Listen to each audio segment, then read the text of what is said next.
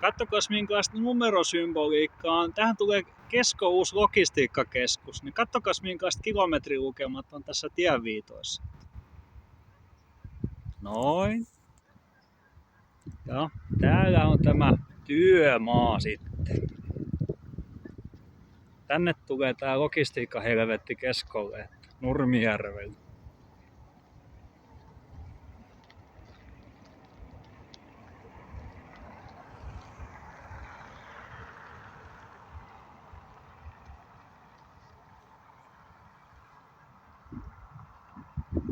Eiköhän olisi aika siirtyä jo suoraan myyntiin tiloilta, ettei tarvita tämmöisiä logistiikkahelvettejä.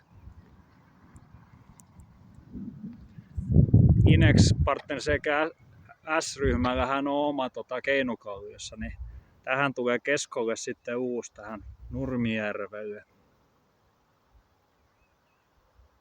Ja jatkuu tonne Kantamattomiin moottoritiehän asti.